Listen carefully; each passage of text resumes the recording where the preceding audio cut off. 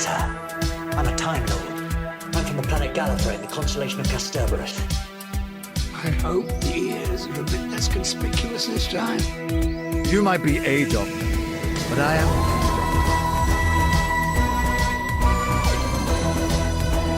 I'm a doctor. That's probably not the one you expect. Absolutely fantastic. All of time and space, everything that ever happened or ever will. Where do you want to start? Hello, everybody. Welcome back to Big on the Inside, the new Who Doctor Who Watched On podcast. It's like the old days. We're back over Zoom. I'm doing the intro. Harry's at his house. How the hell are you, Harry? I'm all right, Tim. Yeah. Thanks to personal circumstances on both our ends, which we won't bore you with, we are doing Doctor Who, the watch-along thing. Oh, God. Oh, God, is my ability to podcast depleted? Well, my car broke down, and I normally come pick you up in my car, but it's broken down. So, and we were quite tight for time. It just made more sense instead of stressing over buses and other public transport stuff to just do it over Zoom this week, which is how we originally started. This is crazy. I just hope that the fact that we're now back to Zoom doesn't mean that my podcasting ability has regressed to how it was when we did it on Zoom originally, because I was not as good at this. Not saying I'm amazing now, but I was really bad when we started. Do not look at series 1 and 2, guys. Do not look at it. There's no reason to look at it other than me stumbling about. I think Rose is a good episode. Russell T Davies, he's a really good writer because just don't go there, man. I did listen. I listened to an old interview we did the other day, and I was like, "Oh, we sound so awful," because like we're asking questions, and like the question should have been. So you got to work with Billie Piper and Christopher Eccleston. They were big names at the time. Looking back at that, how do you feel about that? But the question is like, well, at the time when you worked with Chris, Billy, and John Barrowman, it was like that was something pretty neat for a kid. And now you're watching telly and they're on there and they're kind of big names. Like, how do you feel? Like that must make you feel good. It's like fucking. I know, these two are draining on. Anyway, should we do the news, Harry? Yeah. Totally. So the first thing is that remember how we were talking about how missing Doctor Who episodes are now gone and lost forever? Yeah, I remember that very well. Well, some lost and gone forever Doctor Who episodes might have been found.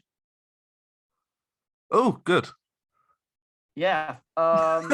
So it's very vague information. I'm not sure where this info has come from. There's a lot of ambiguity, but apparently somewhere in the Middle East, either Yemen or Iran, or somewhere around that area, some old Doctor Who episodes, most notably 2 episodes of Marco Polo, much sought after Hartnell story, and The Web of Fear, a Troughton story, which was recently reanimated, have been found. I believe dubbed in the language of the country, but obviously we have the audio of those stories in English, so it'd just be kind of matching up the video with the audio. But it's all very vague, which it always seems to be with these missing Doctor Who episodes. They always seem to be stuck in someone's kind of private collection in some far off corner of the earth. Yeah. I mean, I like the idea that my grandma's got some in her attic, and one day, you know, when I'm going through there, I'll go up in this chest and there it'll say the 10th planet, part 1, or something like that. I'll be like,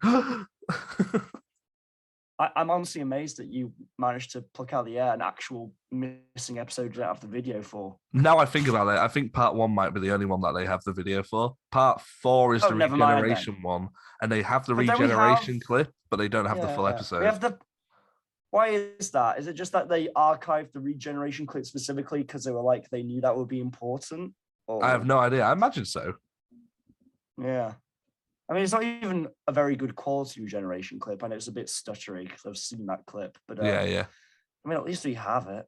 I mean, it's good that more stuff's been found. I feel like for me personally, I'm not that interested in seeing it, but I like to know that it's all there. Yeah, because it's an important show. It's a historic show. And you'd think that the archival of that should be an up priority. Obviously, it wasn't at the time because BBC archiving wasn't a thing. Yeah. But nowadays, it would just be nice for kind of collector's sake and for historical sake, you know? Yeah, I like that. I like the idea that it's all back. Because I look at it like all those people who wrote that, they worked on it, they acted on it, they produced, they lit, they mixed, they edit. All those people involved, it's like getting their work back, which I kind of like it from that aspect as well. I know most of those people won't be around anymore, but like I feel like it's kind of more respectful to keep it than go, oh, they're not here anymore. Screw the work. Yeah, absolutely. I mean, imagine if like today there was like a web series on YouTube or something, and it just for some reason the original creator took it down because they didn't feel it was like, I don't know, they just didn't want it online anymore. And now there's just no way of accessing it or viewing it. I mean, that wouldn't happen. Like something like Eddsworld. Everything. Like if Tom Scott took Eddsworld off, like I know, like now people would already have those episodes downloaded, and there's probably people out there who've made their own DVDs of Eddsworld, but like they would still be like, "Where's the original and stuff?" and trying to piece it all back together and re-upload stuff. Yeah, I didn't realize you watched Eddsworld, Tim. I don't really watch Eddsworld. I know of it because I think I saw there was a documentary, wasn't there, about when Ed died and about Legacy, yeah, like the whole bringing it back and recasting. I watched that, and then I've watched one or two since then. Mainly, I don't particularly find it that funny, and I don't really engage in the stories, but I like the admiration of someone of that age making something of that high quality. Oh yeah, it's great. I mean, it's insane that kind of at that age, before he died, he was in talks, I think, a couple of times with people like Channel 4 and BBC to perhaps even get it turned into a syndicated TV series. Yeah, it's crazy. I really like that aspect of it, yeah. Cool.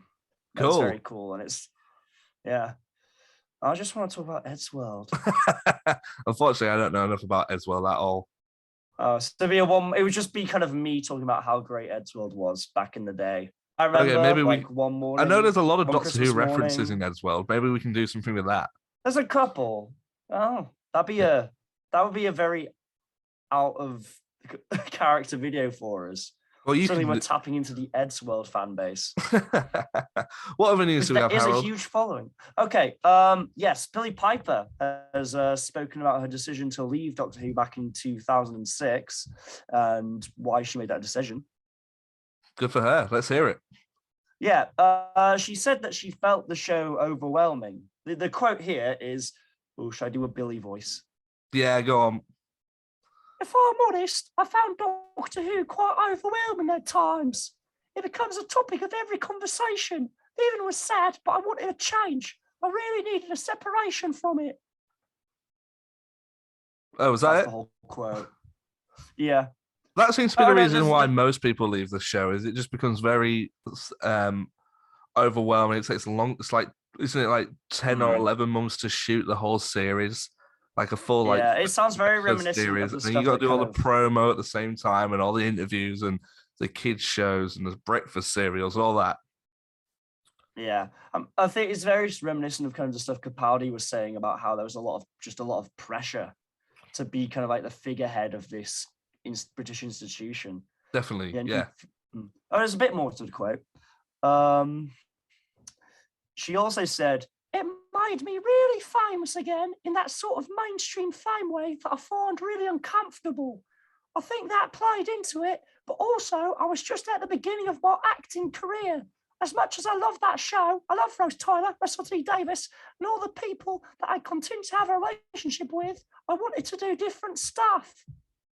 I don't like the responsibility of being a sort of role model." Did you get all that, Tim? I did get all that. I know, like I listened to her do David Tennant's podcast. Yeah. And on there, she said like she hates red carpet stuff, getting dressed up, going to events. She hates it, which is why she quite likes with I Hate Susie. It was a collaborative process between her and someone else, so that other person was really sort of able to do that side of the promo.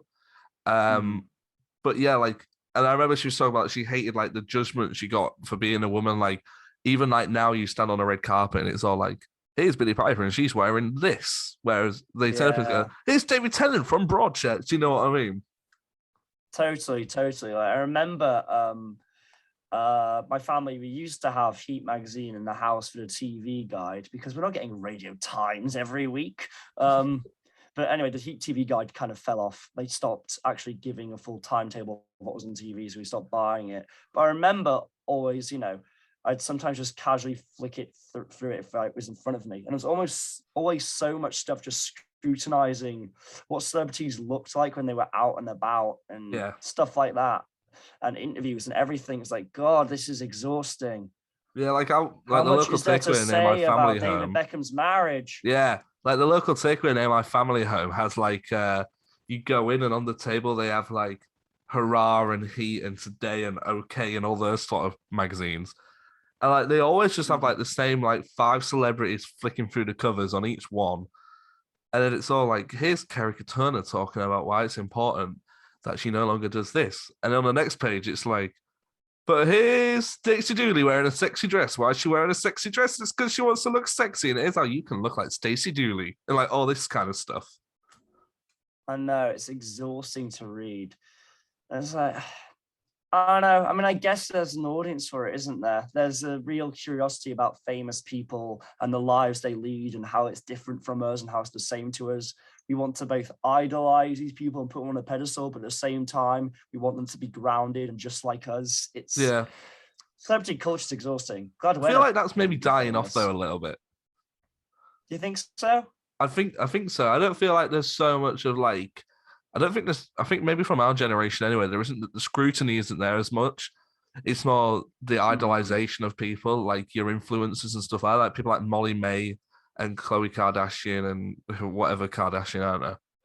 But you know what I mean? It's more like, I feel like it's almost going the other direction. I feel like kind of, if you look back at stuff like, the heyday and the kind of the genesis of music stars, pop stars, people like the Beatles and stuff like that, where these figures seem kind of unobtainable, inhuman, larger than life. People like Bowie and Prince, like huge, powerful figures who just were so disconnected from us. And now you get artists like, say, one of the biggest stars in the world is Billie Eilish, and her whole thing is that I think that, teenagers find her and the struggles she goes through and depicts very relatable and identifiable, and people want to be just like her, and not want to be just like her, but they feel close and connected to her. And the way she presents herself seems to be, I'm a regular person for the most part. But I feel like when you look back at stuff, I know we've gone off track a little bit here, but when you look back at stuff like Bowie and Prince, you didn't have slag mags, you didn't have FHM, you didn't have social media. I feel like by having social media, especially, it kind of it allows you into a certain aspect of this person's life, and therefore I feel people feel entitled to maybe see all of it. Yeah, and I find that exhausting. Like, I'm amazed that kind of, on top of all the stuff people have to do with their careers, I'm not even just talking about celebrities, just anyone who actively uses Instagram. I see people who like daily are updating their stories and the places they've been. And how do you find the time to do that in addition to, having a social life and a work life and sleeping? How? It's like a third column to your life that you have to keep up. I don't know how you do it. I like the fact that your life only has 2 columns, eating and sleeping, and the idea of adding anything else to that would be utterly distraught. Yeah, imagine having friends. Go on, Harry. What else do you have? Back to Doctor Who. Christopher Eccleston's new Big Finish story is coming out soon. This one seems interesting. Yeah, and it's John Culshaw playing the Brigadier. He sounds really good. I listened to the trailer. I don't know if you managed to listen to it. I haven't listened to it. I didn't know there was one. But he sounds very much like the Brigadier. It's very good. Mm-hmm. Is there any indication? Is it going to be like a unit story then, or is it? Well, it's an older Brigadier. It's Sarah. It's almost like around the last time we saw him in the Sarah Jane Adventures. I did listen to the trailer. I couldn't really get a grasp of what the story was though, which I quite like. And it wasn't like this is a Dalek one, this is a Sontaran one, this is a whatever one. It was just whatever it's going to be, it's going to be. I feel like it's more about the connection between the Brigadier and Nine. But it's quite funny because in the trailer you hear Christopher Eccleston going. I think he mentions Sarah Jane and he mentions Harry, which is a Tom Baker character. And I'm like, Christopher Eccleston doesn't have a clue who those people are.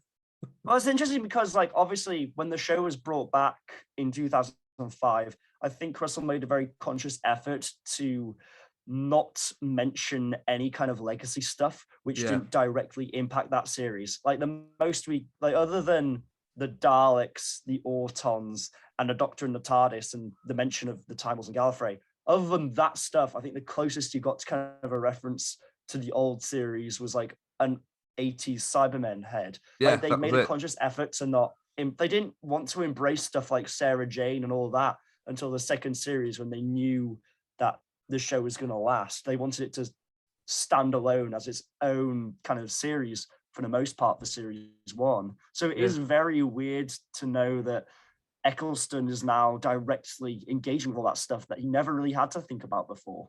Yeah. Maybe that's why it sort of seems so strange to me, because like you hear like 10 and 11, they met Sarah Jane, and 12 often would mention past companions and people like that. I don't think Jodie's Doctor has. I know she's mentioned, I know Rose has been brought up, but like if you were to go classically, like I don't think she's ever mentioned anybody. I don't think so, no. No. No, I guess the Sea Devils coming up will be one of the main things, won't it? Yeah, hopefully we'll get a little mention to someone there. That'd be nice. I always like the idea that the Doctor always goes by the name John Smith, but I like the idea that this Doctor, Jodie's Doctor, would go by the name Jane Smith. Yeah, that's really sweet. I mean, have I used that ever? They've used it in the comic books. It's weird because that's such an obvious thing, I guess. Yeah. And it'd be a really easy nod to someone who was so beloved. Yeah, definitely. I think it was Elizabeth Sladen's. I think she would have been 70 a couple of days ago as well. So it would all tie up quite nicely this year. Wow. Yeah. Oh, God. Crazy. But yeah, are you gonna purchase that new audio story? I don't know. We got Ravagers. This is the closest I've come to wanting to listen to more of this Ninth Doctor stuff. But I'll wait and see. Like, I won't get it straight away. And how does Chris himself sound? Sounds like the Doctor Who. The Doctor Who. Yeah. Interesting. He sounds like the Doctor. It sounds like the Doctor Who, yes. Yes, the Doctor Who. Mr. Doctor Who. Hello, I'm Doctor Who. Hello, I'm Doctor Who. Go on, Harry, what else do we have? The War Doctor is returning, but not in quite the way you might be expecting. Oh, go on. So basically, an old series known as Doctor Who Unbound from Big Finish, I believe, is returning with a new version of the War Doctor. Basically, you know Marvel's What If? Yes. It's basically that, but with Doctor Who. Cool, and it's different I like kind it. of what if scenarios based on the Who universe. Hey, remember when we did a series like that? And we did like 2 of them and then stopped? I think I might have got COVID around the time we did it, I think. Did you? Yeah. Is that why we stopped? I think so, yeah. Yeah, this is coming back after 15 years, and we've got a bit of info on the first of 2 box sets we'll be getting. Cool. This one will explore an alternate timeline set in the immediate aftermath of Tom Baker's serial Genesis of the Daleks, imagining what would have happened if he had destroyed the Daleks once and all for Skaro. So the whole thing when he's holding the wires, he's like, do I have the right? If he said, fuck yeah, I do, and put the wires together. That's basically it. However, the War Doctor is going to be a different incarnation, therefore, which appears earlier in his regeneration cycle, known as the Warrior, and will be played by Colin Baker. A very off-kilter choice, but I've seen the promo art. It works. It's very interesting. I've not seen the promo art. What does it look like? I can put my webcam on. I can hold a picture up on my phone for you. Looks like this. Oh, okay. Yeah, that does work. I mean, it's interesting because I know that Colin Baker, when he was originally cast, was all for going for a more kind of darker version of the Doctor, both in terms of the character and aesthetically. Obviously, he didn't get that aesthetically, at least, because he got the super colorful coat. Yeah. So maybe in a way, this will be a chance for him to kind of play the incarnation of a Doctor he always wanted to be. Yeah, perhaps. Yeah. I think that Yeah. I don't think they've done an Unbound since 2005. That's right. This is the first one in 15 years. Yeah. Mm. I'm trying to I find didn't a even know it was a synopsis thing here. they did. I'm trying to find Doctor Who Unbound: A Storm of Angels. Obviously, no connections to the Weeping Angels because it was much before that. Yeah. I'm trying to find about what if Doctor Who really had changed history even just the tiniest bit. Leonardo da Vinci visits the stars. Earth is destroyed by a storm of angels. It just seems to be like a load of little different stories all in one. One thing I can't tell from this is Unbound a full-on audio adventure, or is it like one actor reading the story? Because Well, this one here says it stars Jeffrey Baldwin and Carol Ann Ford. Okay. So Derek Jacobi in, Bonnie Langford and Michael Jaston. They seem to be a good mashup. Nicholas Courtney and David Warner. Yeah, so it seems to be one or two actors then who have like a thing based off it. Yeah. Okay, so it's kind of a proper audio drama. Yeah. That's very exciting. Will that be the first time that Tom Baker will be crossing over with Colin Baker? Say that again, Bakers sorry. collide. Will this be the first time Tom Baker and Colin Baker do an audio story together? Tom Baker's not in this. Is he not? Where did you get that from? Because I assumed because it takes place after the start of after Genesis of the Daleks. Maybe that's me just projecting. It's just going to be about Colin Baker. Yeah. And his version of the War Doctor. Time has changed. A choice was made, and the universe, and now all of history is at war. One man stands in the center of all, but whose side is he on? Is he an angel or is he a demon? And does anyone else know which is which? He was a doctor once, but he's a doctor no more. He is a warrior, the Doctor of War. Dust Devil by Johnny Dorney, Aftershock by Lou Morgan, and the Difference Office by James Kettle. Oh, that sounds very interesting, and it sounds like a fun what if scenario to do. Yeah, definitely. Yeah. Mm. Cool. I keep looking at the promo out. It does look good. It does look very good. Yeah, it's got like a little Dalek eye around it as well. If you look closely. Mm. Oh, okay. Yeah. Cool. Yeah. So, next up in the news, Russell T Davies is returning to Doctor Who again.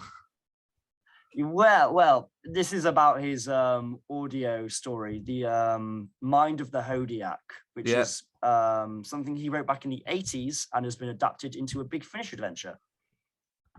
Oh yeah, I've heard about this. Yes, also stars Colin Baker.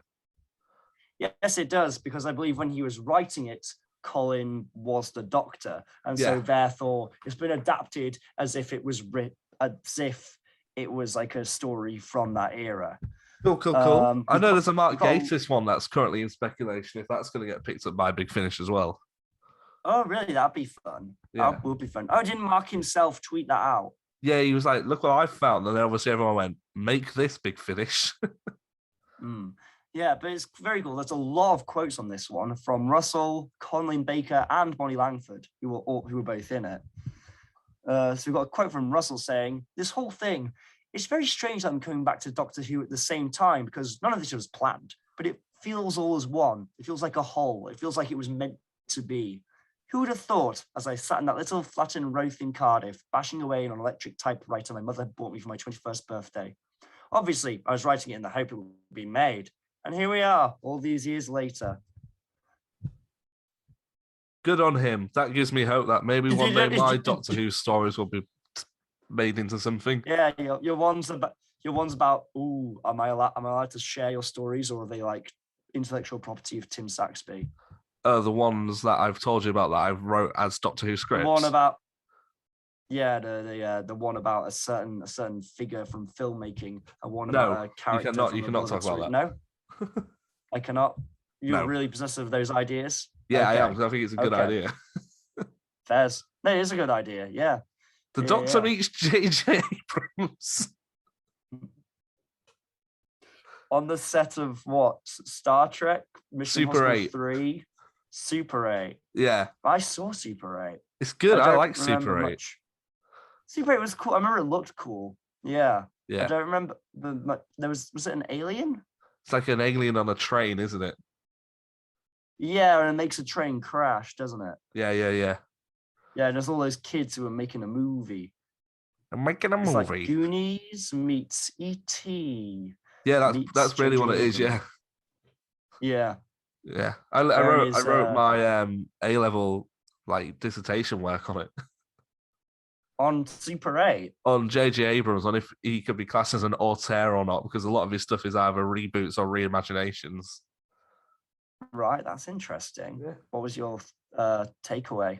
It's up to the audience's opinion, but I think Oh, so you didn't make an answer. yeah, because you can't really, because it's an opinion, isn't it? Really, Yeah. I like J.J. I think John's- he's all right. I like his movies, the ones I was I've watching The seen. Simpsons I the other enjoyed day. like. I was watching The Simpsons the other day, and he had a little cameo in it. Did he? Yeah, it was quite fun. I used to really like the episode where Ron Howard makes a cameo. Which one's that? Is that the one where Homer crashes into his house or something, doesn't he? Yeah, and there's a bit where like he accidentally like they think you've killed him and like you've killed Ron Howard. He's like, okay, I'll stop. And then Ron Howard steals Homer's idea for a screenplay. Really, I can't remember it that much. Oh, yeah, it was a fun episode. It was on one of the Simpsons DVDs I had growing up. Do you remember those Simpsons DVDs that weren't like a season, but was just kind of a collection of episodes that were linked by something? Yeah, like the love episodes and stuff like that. Yeah. Yeah, or like The Simpsons versus the World, where it's all the episodes with verses in the title. Yeah, I remember. Yeah. Yeah. I'd like to do a some more- Simpsons podcast, but there's already so many out there. Are there more Simpsons podcasts than Doctor Who podcasts? There's a really good Simpsons podcast called Four Finger Discount. Oh, And okay. it's basically a watch on. They go through every single episode. But there's so many. Yeah. They'll never finish. They'll never They'll finish. never finish. Whereas we might catch up and then we're screwed. But the Simpsons, they just keep making Simpsons. Like half the year, Simpsons episodes are coming out. Like, I mean, let's that's not face it. fair. If and when we do catch up with the main show, we'll probably just drop the watch long and just do news. To be fair, yeah. I mean, I don't know about the listeners, but I assume that only a small percentage of them listen to the news. No, I mean the watch along. Yeah. The news is the main draw point. Yeah, definitely. I know, like I And- think series 1 we didn't do news. We just did watch along. Yeah. Did we And do no news in one series listened. 2? I think series 2, partway through series 2 is when we introduced news. Or was it the start of series 2 we introduced news? Okay, that's interesting. But news is when the growth started. Yeah. Mind kind of like growth now is better than ever. Yeah, It's just kind of been a good old incline. it has. Yeah, good. Anyway, do you want a quote from Colin Baker? Oh, yeah, we'll still talk about this. Yeah, go on. Yeah, Yeah. So should I do a Colin Baker impression? if you can. I think it might sound more like David Attenborough, but we'll see. Okay. Doctor Who is a kind of self-generating program, in that all the people who make it are people who saw the program back in the mists of time and loved it so much they became writers, producers, directors, actors. And like some people, that cannot be killed because it spawns new creative talent. And Russell is the prime example. As a young fellow, he took a shine to the program, which, by happenstance and good fortune, had Bonnie and I in at the time. And he wrote a script for us. Not for the other ones, but for us. So we got the benefit of this wonderful story. That wasn't was a a bad. terrible Wasn't a bad Colin impression. Was it not? I thought it was terrible. If I close my eyes, I could see it coming out of Colin Baker's mouth. Whether or not it was Colin Baker saying it is a different thing. That was Colin Baker who said those things. No, I mean, like, I can see there's that voice coming out of Colin Baker's mouth, even though it didn't sound like Colin Baker. Right. What are your thoughts on that quote? Yeah, good. You really don't have anything to say about these quotes, do you? No, not really. It's kind of, I don't know. Like I'm listening. I'm like, yeah, They speak cool for quote. themselves. Yeah. Right. One last one from Bonnie Langford. I can't do a Bonnie Langford voice. So, if you look at the I'll do Ringo. If you look at the program when Russell brought it back, you can see those roots in this script. One of the reasons people love this program is because it has this sort of fantastical, infinite opportunity. And when you're young, you want to think that your life can go anywhere. But with Russell's scripts, it always starts at home. It's about the human race. It brings a kind of reality to the fantasy. I like that. That's true. That is Russell's right, isn't it? It's always set around the family. Yeah. It's always set at home. And it's always making the ordinary extraordinary. You were really trying to find something to say about that quote, weren't you, Tim? Well, it's the one quote that I've heard out the two, out the three that I've gone bang on. I mean, yeah, it is true. That's the kind of stuff that I said back in series 1. Please don't watch it though. That the thing I love about Russell's writing is that it always has that kind of very human, grounded element at its core, and it's always about, how your average person next door would feel and react to these things happening in the world around them. So yeah, big up Bonnie Langford. Big up the Langford, Langford gang, Langford brigade. Hashtag Lang gang. Lang gang. Yeah. Baker Boys versus Lang gang. Who are you picking? I reckon we could get Bonnie Langford on the podcast. I don't know. She's pretty busy. I reckon we could get her on. Yeah. I don't have anything to ask you though, because I haven't really seen many of her episodes as Mel, so I wouldn't really know. Maybe closer to the time of Mind of the Zodiac? Yes. Maybe closer to that. When does it come out? Do we have a release date? On sale the Thursday, the 3rd of February. Oh no, that's Doctor Who magazine. They will be released March 2022. So next month. Yeah. All right, cool. Let's see what I can do. Yeah, pull them strings. Send some emails. Yeah. Next up, we have quite a lot of quotes from Matt Stevens, the producer, one of the producers of the Chibnall era of Doctor Who. I think he is the producer. Is he is Chris not a producer as well? He's ex-producer. Okay, so he is the main producer. He's the new Phil Collinson. Right, I see. Yeah. But seem to be replaced with Phil Collins. But yeah, first off, he's given some thoughts on what people have been saying about Doctor Who's ratings, primarily kind of the way that Flux seems to have had a decrease over Series 12 and how then Eve of the Daleks had a decrease as well.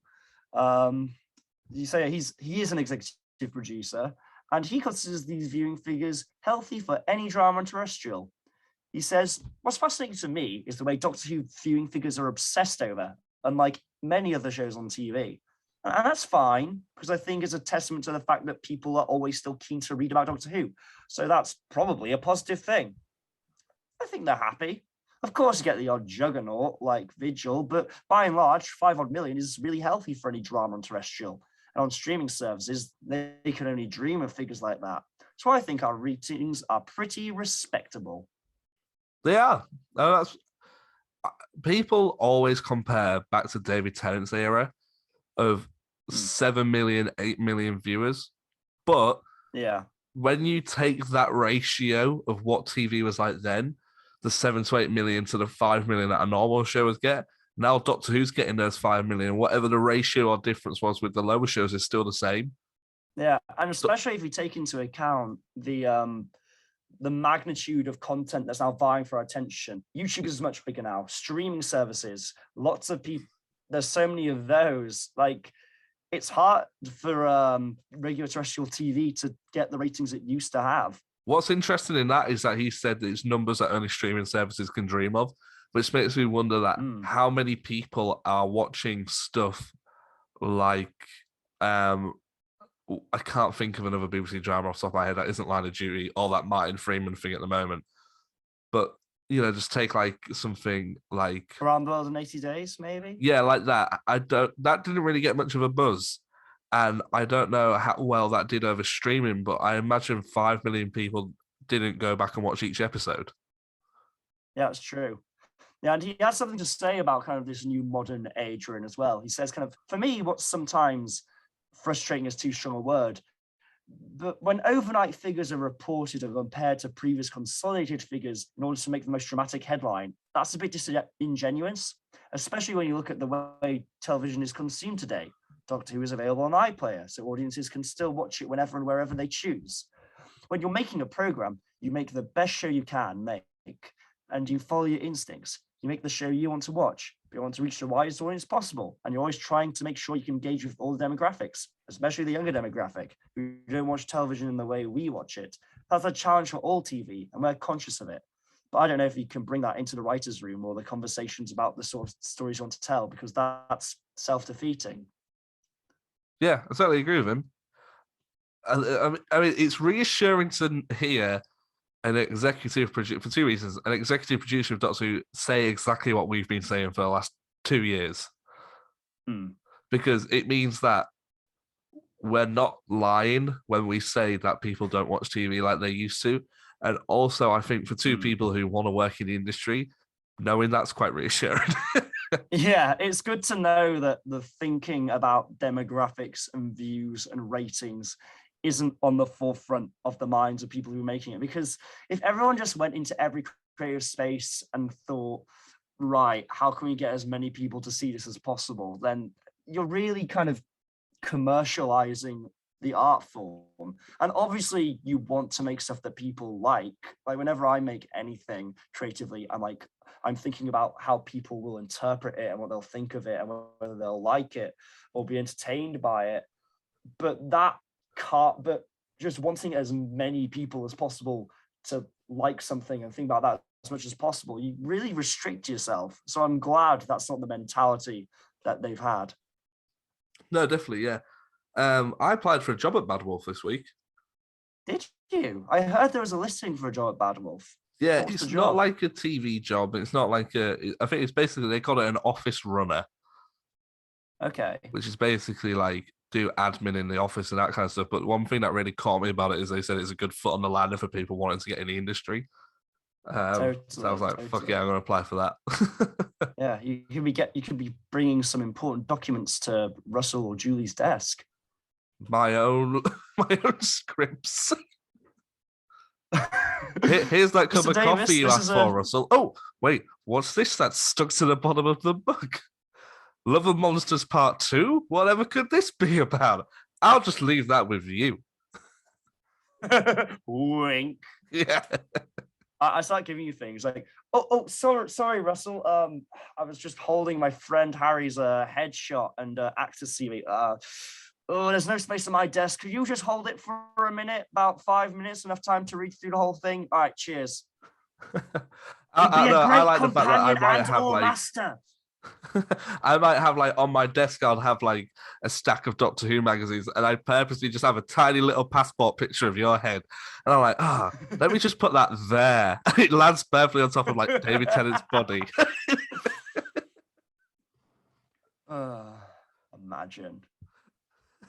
Imagine being able to exploit a job like that.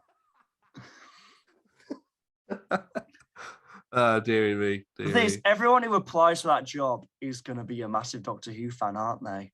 Yeah, I mean, I didn't mention that at all on anything to do with anything that I apply. I just sent I have two CVs. I have like my normal job CV for when I've worked at places like Costa and Domino's and places like that. But then I also have my media CV, which has got like my production skills on it and training and stuff like that. So I sent that one.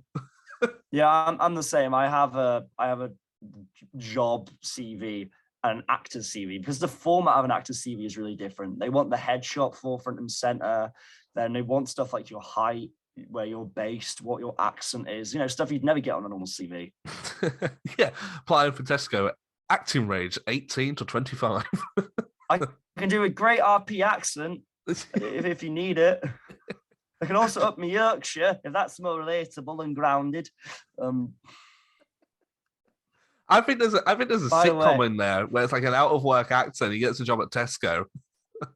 And he tries to treat it as acting work. Yeah, like he's on like the like the tannoy.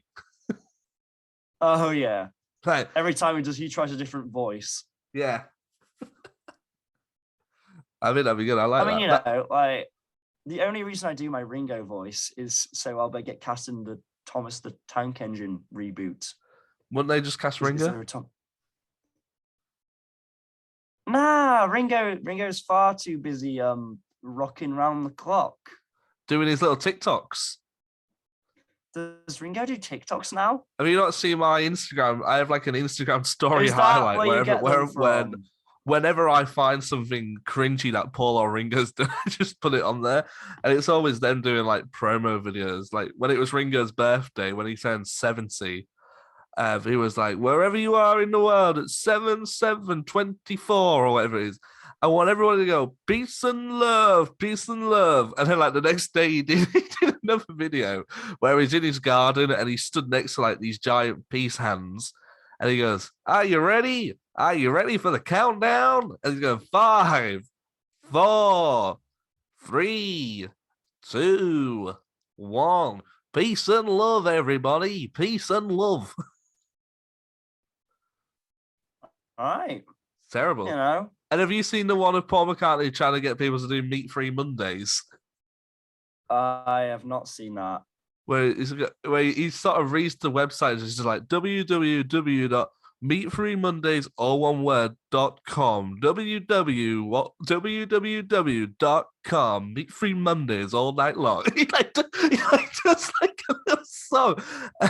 And he goes, and at the end he goes, check it out right now, please. And everyone went, oh no. Don't do a He's rap, the Paul. reason. Paul McCartney is the reason Lisa Simpson is a vegetarian. I'm not even exaggerating. Like he only agreed to do a cameo on The Simpsons if they like agreed that Lisa Simpson would become a vegetarian. Like permanently. Yeah. Yeah. There's another one as well where the paparazzi are like taking a picture of him in a restaurant and he comes out and he's like, can you stop now? Do you mind if you stop? And they're like, yeah, we'll stop. And he goes, are you going to go away? And they go, no. And he just goes, rah. It's like really frustrating. He says, rah, whatever. Just runs back in the shop. Fairs. I mean, It's respect, good, man. you know. Yeah. No one likes the paps. No one likes the pat. I know, like, I get it. I get why I'm on his side, but it's the noise Snap, he makes at the end where he just snap, goes, click, strockers apart. Sorry, I was singing from the Diana musical. They have a song where the paps are like this evil ensemble of people in trench coats, flashing, and they swear and are really vulgar and stuff. they should have done the Tobey It's- Maguire it's- thing where he goes, there are cars there. Get out the fucking road. Ba-da-ba-ba-da. Harry, do we have any other Doctor Who news that we could possibly make a video out of this week? Just a few more quotes from Matt Stevens. Oh, go on. Talking about the final episode. Basically, the final episode is done. Stevens said that by and large, he's now left the series and the upcoming specials are locked. I'm still around, he says. I'll probably pop back in for a bit of post-production, but all the specials are locked in, and by and large, I've left now. And he's very proud of being able to have seen an era and ended Doctor through from start to finish. To go from filming Jodie's reveal, the moment where she pulled back the hood, to being on set with her when she said her final lines. It was very moving, actually. So, Cool. yeah, that's the whole quote. I mean, you look at the Moffat Stevens- era, and there wasn't. He didn't really have a producer who lasted all that time. It did change up. Yeah, other than Stephen himself. Yeah, exactly. But you know, Stephen, an executive producer. Of course. Well, Stevens is also an executive producer. I thought he was just a producer, wasn't he? No, he's executive. Ah, Yeah, who knew? that shows you, doesn't it? Well, how do you feel to hear that? I mean, as the Digital Spy article kind of puts it in the subtitle, quite almost menacingly, there's no going back now. Like, Jodie's run's done. it's locked in. It's all been finished. You just I gotta wait think to see it. he probably just means by that like he can't go back and they can't change the ending and do another series. Mm. Do you know what I mean? Yeah, that they've left. They've just left the little film reel for BBC to put on their projector that they stream out to all TVs. I hope they don't lose it in the archive. It must be weird though, like knowing that you're done with a job and it hasn't even been on telly yet. I mean, I guess that's the nature of the job, isn't it? You know, It like is. I mean, I know it's not the same, but I did like one short film project where like half of it has kind of been released online, but then for the most part, it's not been released at all. And I think that's just kind of what the production cycle's like. Yeah. Yeah. Is that You mayo? do some. That was mayonnaise, yes. Yeah. Can we talk about I'm that? guessing we shouldn't. Do we want to talk about mayonnaise? Can I talk about my disappointment of it? Your disappointment of it? What was there to be disappointed about? Okay, so here's some context, right? Now and again, Harry, like me and Harry talk during the week, and very rarely do I talk to him about uni, and very rarely does Harry talk to me about his own acting work. We always ask each other how it's going. It's always very vague. Yeah, it's fine, whatever. And then one day I was on Twitter, and Harry had retweeted something saying, "I was very excited to be in this project. Can't wait for you all to see it tomorrow." It was called Mayo, and I'm like, "Oh, cool, Mayonnaise." The full mayonnaise." name's And I'm like, mayonnaise. "Nice. What's this?" And he's like, "Oh, you'll have to wait to see it." And I this is what I hate the most, right? Is I retweeted it, going, "I'm so excited because I love seeing my friends doing projects without like doing other stuff that I don't know about. It's exciting for me, like to see actors that I've worked with and friends of mine doing really well and doing stuff for themselves, you know, that sort of lovey-dovey stuff." And then I'm waiting and it rolls around and the video goes live and I click on it and it's a really nice shot and it's Harry. He's wearing a hoodie and a beanie and he looks to be like he's sat in a cafe and he has, if I remember rightly, a big bucket of mayonnaise in front of him. Is that right so far? No, it was a bowl of mayonnaise and a tub of yogurt. Right on. And just eats it. Just gets the mayonnaise and squirts it in his mouth. And if you could take a screenshot and use it out of context, if you wish, but it was just a piss take, wasn't it? Really? It wasn't. Max, the director of it, it was. He wanted it to be subversive. To give wider context, that footage was never, when it was shot, it wasn't intended to be viewed in isolation like that. He made a different short film, which he's still editing, which also has a different character, the main character, basically delivering a monologue, and I'm someone in the audience watching him deliver this speech. However, he really liked the coverage of me with the mayonnaise and the yogurt, and so he decided to take that and edit it into its own separate short film and upload that beforehand. But he wanted me to kind of hype it up and treat it as if it was the actual final film.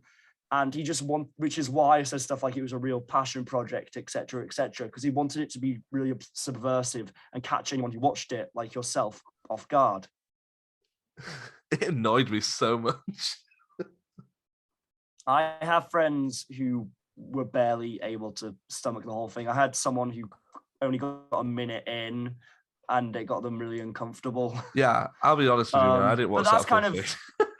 No, it's fine. But like, in a sense, that's a success. As far as Max is concerned, that's a success, and it's achieved exactly what he set out for it to do. Right on. Yeah. So I think that pretty much wraps up all of our news for this week. Yeah. Harry, don't be silly. There's more news. Is there? There should be on the list. No, that was the last thing you gave me. Is there nothing on there about JODIE regenerating? No. There should be. Hang on, let me double check. There should be some more stuff on there. No, this is the last thing you gave me, Tim. Let me have a Anything look else, you're going to have to lead on. Oh, yeah, that is it. Yeah. I thought there was more. That's the news. Yeah. So are we ready for the watch along segment, Tim? Let's do the watch along segment, Harry. Yeah. You know, it's really weird. It's like doing it virtually like this. It's like you're not even real. It's like you're not actually like skin, you know? Although I guess I'm skin, but it's more like you're like rock or something. It's like a podcast with skin and rock. Shut up! Shut up! Shut it down, pop up!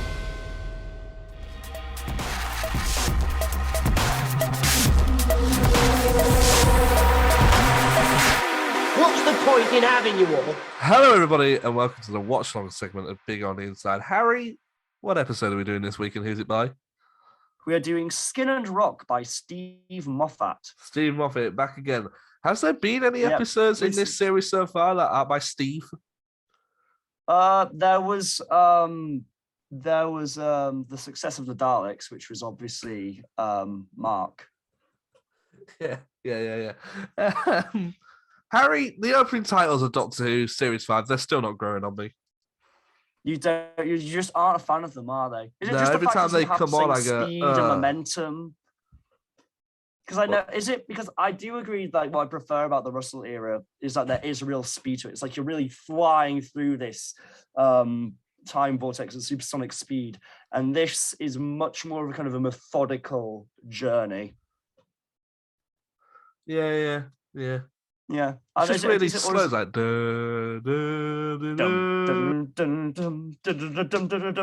Yeah. I bet that didn't sync up at all, did it? Another thing I don't like, Harry, is Amy in this episode. For a lot of it, it's very much filling the classic companion role. There's a lot of her asking the Doctor to explain stuff to her. Like at one point, she says, "Doctor, explain," rather than what I feel like Martha or Donna would do, which is have a go themselves, and then the Doctor would 100% clarify. I feel like Amy so far she isn't really sinking in as the companion for me. She seems to be.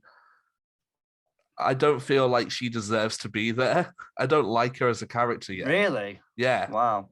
But did you feel that like Martha and Rose deserve to be there by their fourth adventure? What was Rose's fourth adventure? That was World War III, and which episode 5 of series 1 was World War III. We're on episode 5 of this series now. Yeah, so well, I do with Rose because that she went back home, didn't she? And she had been missing for a while, and she had to sort of stand up for herself and defend herself. So I feel that. Martha, what was her fourth adventure?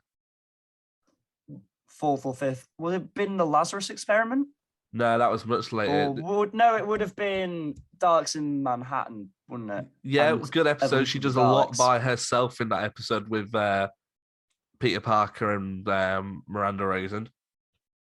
Do you think it's a fact that kind of, for the most part, Amy has been, except for maybe the Beast Underneath, Amy has been pretty much by the Doctor's... Well, actually, no, in Success of the Daleks, she was separate from the Doctor for a big chunk of that as well. Yeah.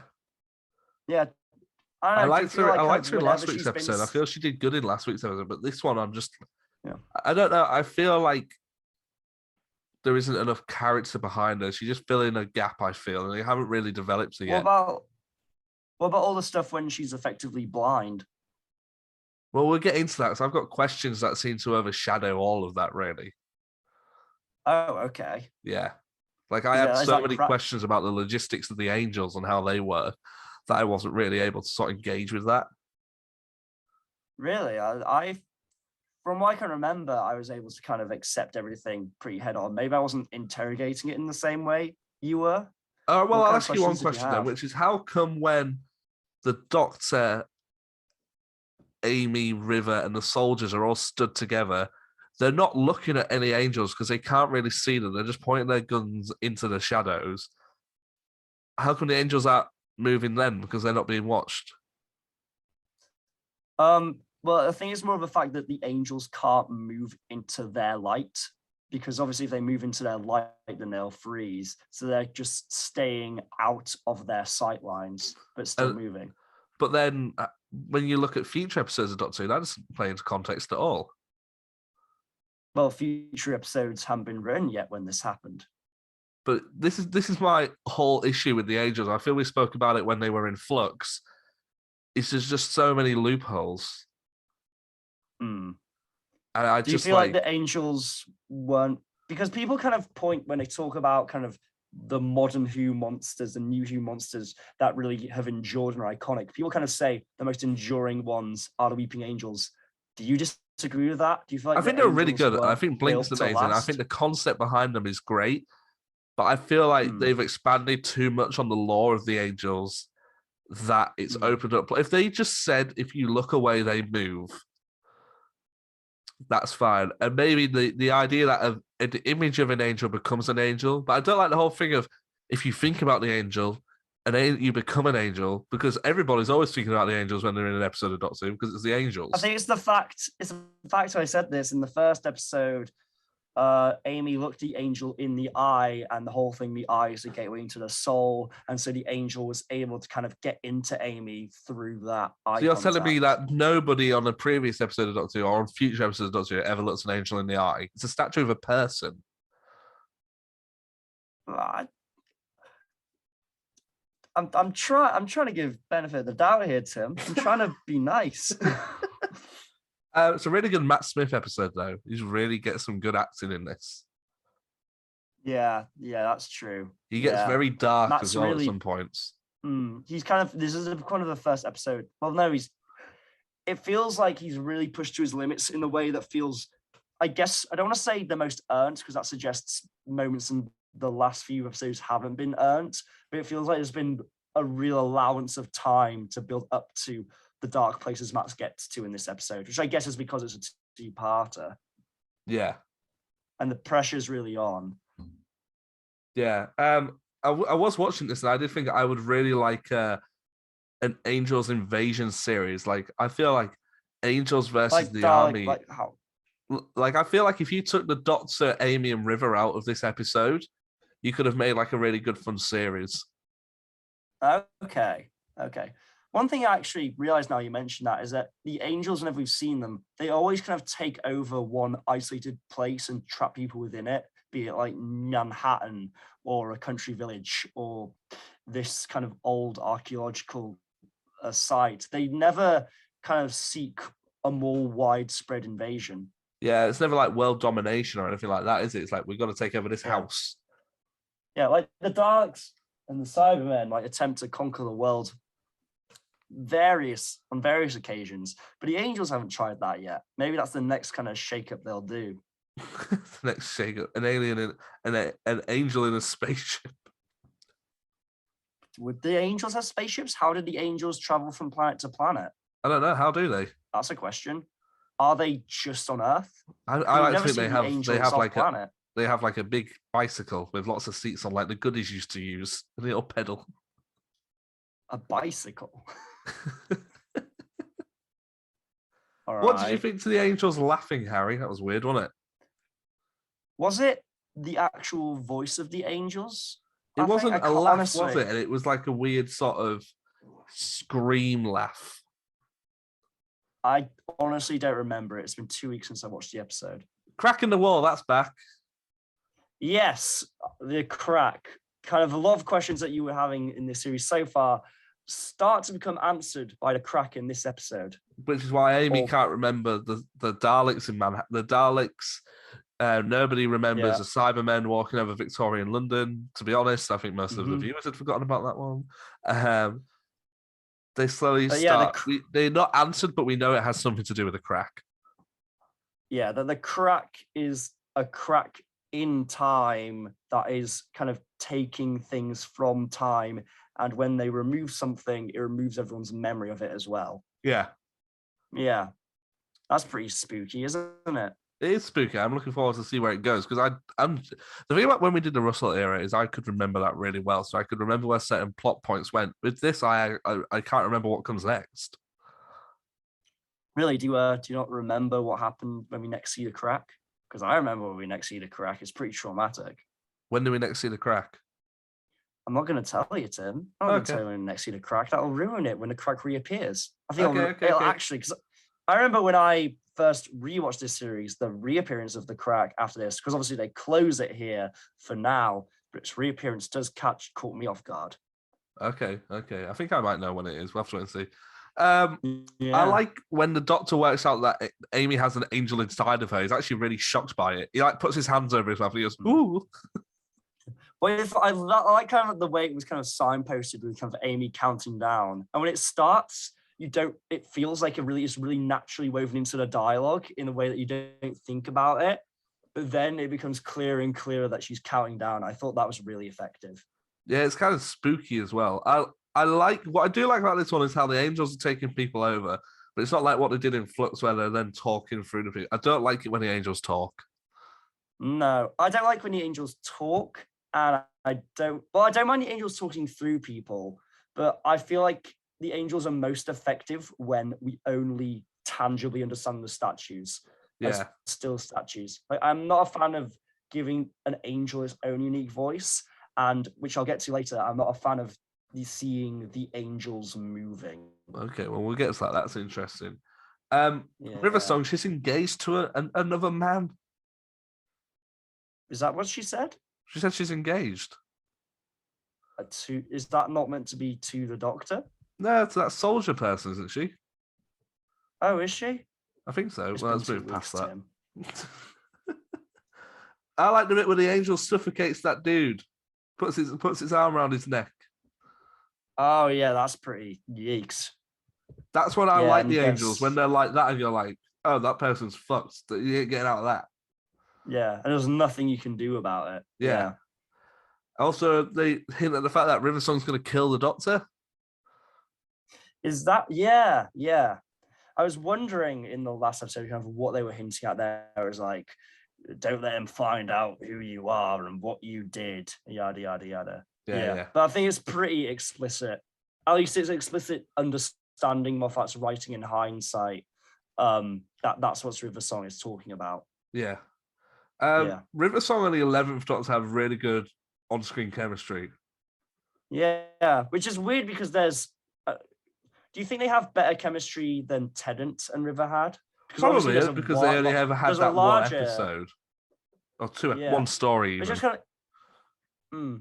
I guess I find it interesting to observe because obviously there's a much more significant age gap between Matt and River than there was between David and River.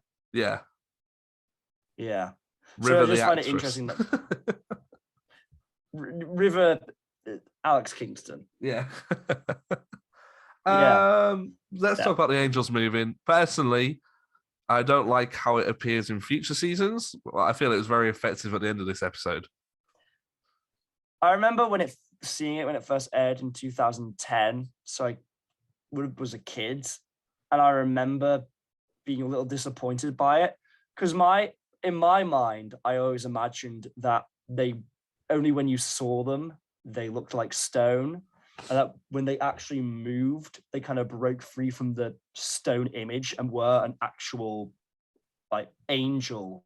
Or perhaps something even different. And in stone, that's just how they manifested visually.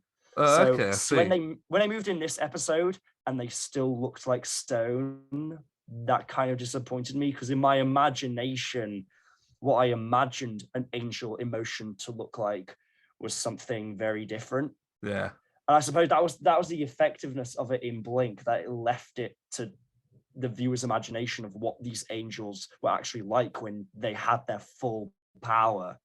And so I don't know, for me, seeing a glimpse of it and them still looking like stone killed it a little bit for me, how threatening they were.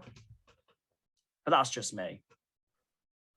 Yeah, I get that. I mean, I went to the Doctor Who experience and that opened with like a Weeping Angels thing.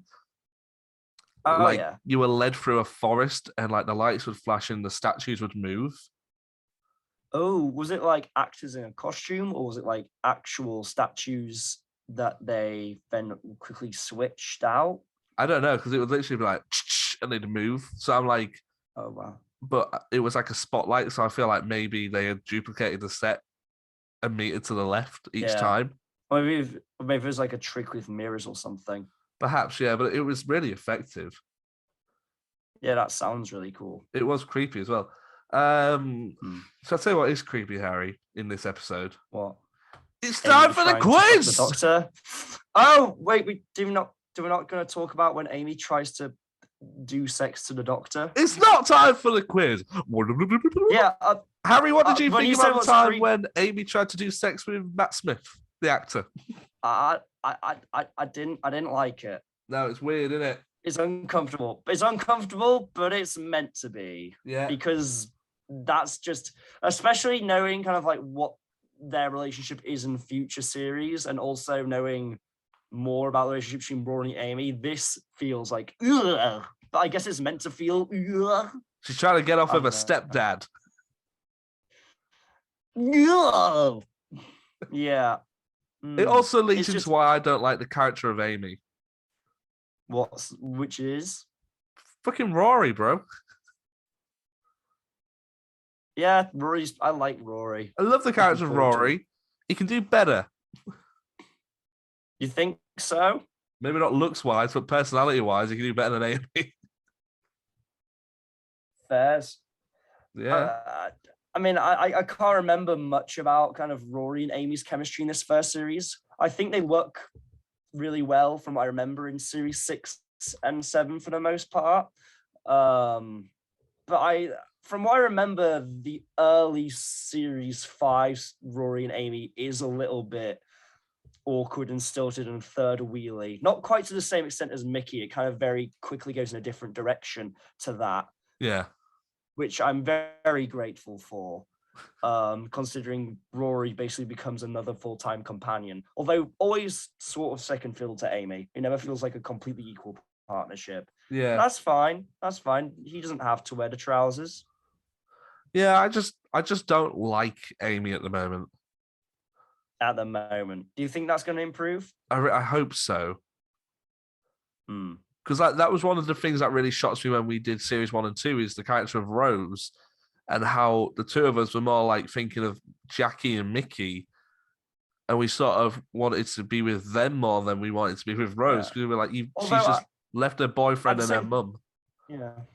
At the same time, Rose was very identifiable as a character, and you understood why she did the things she did. And I think I do understand. I don't know if I do understand why Amy does the things she does to the same extent I understood why Rose did the things she did, because obviously series 1, we were introduced to the world through Rose's eyes, whereas here we were introduced to Amy through the Doctor's eyes. So we really don't understand her motivations any more than the Doctor does. That's true, yeah. Hmm. Harry, it's time for the quiz. You, not me. I hate being patient. Patience is for wimps. Woo! Probably good things. That's the most insightful thing I'm gonna say all day. Harry, what does the Right. Doctor call electric trees?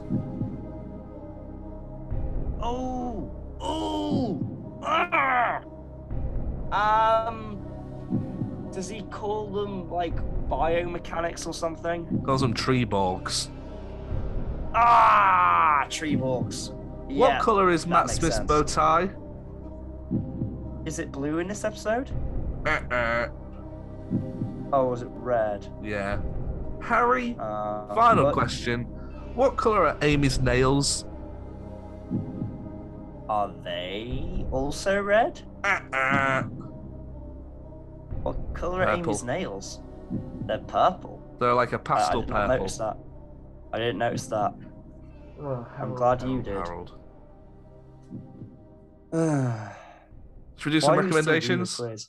Before I go, I just want to tell you you were fantastic. Sure. Go on then. I'd actually recommend a series that, honestly, I'm surprised I hadn't seen the advertising for it now, because since watching it, I'm seeing it everywhere, which is the new Disney Plus series, Pam and Tommy. Oh, yeah. I mentioned this last week and you hadn't heard about it. Yeah, I hadn't heard about it, but I've started watching it. I'm 3 episodes in because that's how many episodes have been released, and it's really good. Yeah. Cool. It I makes want to watch sense. it. I just hadn't had time It- yet. It is good. It's very good. I mean, obviously, it's not for kids. it's not for kids. You see body parts quite a lot. But it's very well done. It's very well written, excellently performed. Do you see Seth Rogen's ass at any point? I don't know. Well, no, because Seth Rogen's not Then the I'm one out. Were you only in it for Seth Rogen? We don't see Seth Rogen. Wait, I think we do. I'm back in. The only reason I watch anything these days is the hope of a glimpse of Seth Rogen's magnificent arts. How do you know it's magnificent? Because I've seen it in person. When did you see Seth Rogen's? I don't know if I want to indulge this, Tim. We got a comment on one of our videos today. Would you like me to read it to you? Oh, okay. It's one of my favorite comments. It says, 3-minute video and one third is about a girl who kissed a guy and the guy shit himself. This is the high quality content I subscribe for. That's correct. That's all correct. So thanks, Miles. Miles, we do we do Bigger on the Inside, the New Who Doctor Who Watch Along podcast for viewers like you. I'm doing the physical Uncle Sam point here, but you can't see it. But I'm Miles, doing it too, so there you go. Viewers like you. Thanks, Miles. Good stuff. I'm trying to think if I've indulged in anything new this week. I'm back in university. I watched that horror movie Raw, which is very weird, so I might as well recommend that. Is that the one that you wanted me to watch a clip from and I refused? Yeah, I'm gonna recommend it because it's quite good. If you want to freak yourself out, it's a horror movie, right, guys? But it's not like jump scares, it's just very uncomfortable to watch. I will spoil one scene in which the lead character takes someone's finger, unravels the skin off it, and just eats the skin of the finger. Doesn't sound particularly gory, but you gotta watch it. It's the whole build up around the scene is stomach churning. Like it's not scary. Do you know? It's not like Saw. It's not like knives in the eyes. You don't see shit like that. But it makes you question stuff. And it's, like, you'll know this, Harry. You know when you see someone get kicked in the balls and you grab your own balls? It's like that. It's like that. So you like start touching yourself and you go, this is weird. Actually, you know what? What I will also recommend is I went and saw Jackass Forever this week. Oh, you're welcome. Is it good? Is it what I said? You're welcome. Why? What did I say? Jackass. Because you just recommended Jackass after I mentioned Jackass. Oh, did you? So I clearly. Oh, yeah, I did. Do you not hear me? No, I didn't know. Maybe subconscious. Oh, never mind then. But is that one of those films? I get the vibe. It's one of those films where to really experience it, you need to see it in the cinema and be with a crowd. Jackass. Is that right? Yeah. Yeah. Well, I took the fun story. I went with our friend Josh. And I also went with my girlfriend and I said, do you want to come see Jackass with me and Josh? And she went, what's Jackass? And I went, you are fucking going to come see Jackass. I said, have you no idea what Jackass is about? And she went, I've got no idea. I went, well, it's the fourth one. And she went, oh, well, I won't bother because I haven't seen the other three. I went, you don't need to. And she was like, is there a plot? I'm like, no. So I showed her a couple of clips. I showed her the trailer. So she got an idea. And then I don't think she enjoyed it massively, but she found it funny in some parts. When we left, I said, what did you think? And she went, kind of fucked up. But yeah, we saw it opening night with a crowd. It was real good fun. Cool. Did the interaction rival Spider-Man? Let's go, Johnny Knoxville. Let's go. I'm sorry, what? Johnny Knoxville. He's like the Jackass guy, isn't he? Oh, okay. So he's like the Andrew Garfield of Jackass. And then every clip I see of Spider-Man No Way Home now, it's just people going, let's go. And I'm like, oh, God. Let's go. Yeah. I was to say it was a full cinema, but it was a very quiet cinema. And there wasn't really much whooping or cheering, but I just kind of did little screams to myself when Andrew and Toby appeared. I was like, like that. Yeah. I was very excited to see Toby again. That was the best part. Yeah. He did the little wave and he smiled. Like the penguin But from yeah, I think Madagascar. What? Just smile and wave, boys. Harry, do you want to see the show out? Okay, how am I seeing it out? Just saying bye-bye? Do like all the social shit. Oh yeah, we're on socials. We got the YouTubes, we got the Spotify's, we got the Instagrams, Twitters, Spotify again, Acast, iTunes. That's all of it. Where can they find the links, Harry? In the description? Yeah. Yeah. Wow, we've really run out of steam, haven't we? We have, babes. Babes. There's a certain energy that is lost over Zoom. Yeah. Hopefully we'll be in person next time or not. We'll see. Possibly not. Okay. We'll find the energy next week, guys. But the or time not. after that, for sure. Do you think people are listening right now? Are this far in? How Nah. far in are we? I think we should say something When do we controversial to get us cancelled, to find out if people are still listening. Well, I won't say an actual controversial thing. I'll say a thing that's like ironically controversial. All right, guys, this is my hot take. Boris Johnson isn't that bad. Guys, I think that America is a country. Is a country. Yeah. Oh, I thought you said America as a country, and I thought you were going to say something about America. No, I said America is a country. All right, fair enough. Look, Tim. I might not be that handsome or funny or even smart. That's true. Well, it's bye-bye from me. Bye-bye. I'm just trying to think of some like a hot take I can do. I'm trying to think of a hot take, but I can't think.